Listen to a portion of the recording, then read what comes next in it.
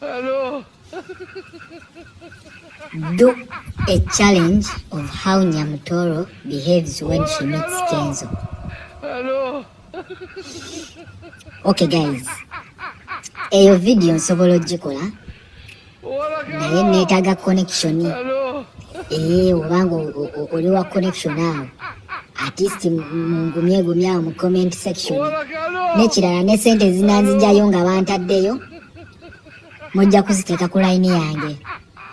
Evidiyo yo ngenda gikola kubanga yeyasinze naye ate sente mu nsondere zinanzijayo nga vidiyo ewedde. Ne connection ng'obanga omanyi oli nga si buno connection buli wiiki neetaga nga oyimiridde. Vidiyo awo nja gikola.